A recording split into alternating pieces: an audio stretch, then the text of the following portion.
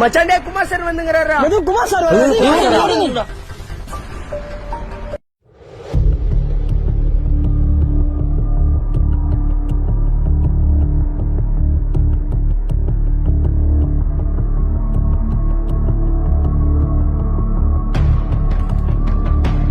டேய் நில்றா, டேய் நில்றா, டேய் நில்றான்னு சொல்றேன். Sir கையெடுங்க sir. கையடா, கட்டடிக்காதீங்கடான்னு சொல்றேன். வாடா சார் கையெடுங்க சார். வாடா, உங்களுக்கெல்லாம் சொன்னா புரியாதுடா, அத பார்த்தாதான் தெரியும். வாடா.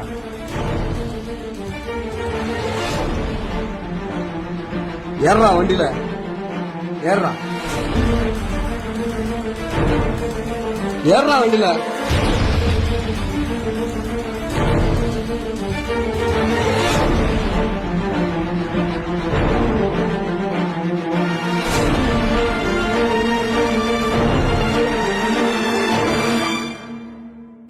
இறங்குடா.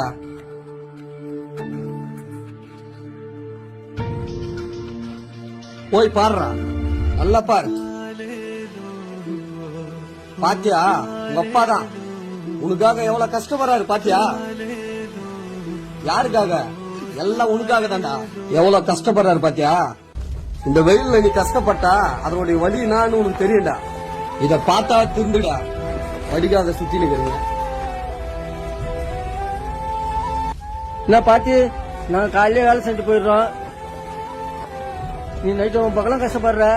எல்லாம் என் பையனுக்காக தானா. என் பையன் படிச்சு பெரிய ஆளாக வரணும்னா அதுக்காக தானே இப்படி கஷ்டப்படுறேன். கண்டிப்பா நல்லா படிச்சு என் பையன் பெரிய ஆளாகி வருவானா.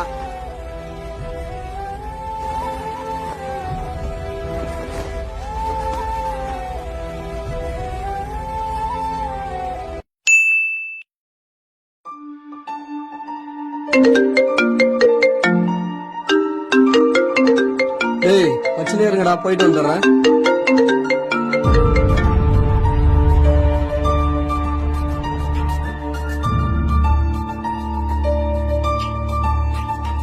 ஏய் சாரி போயிட்டு வாடா போலாம். மச்சான் வாடா போலாம். ஏய் வாடா.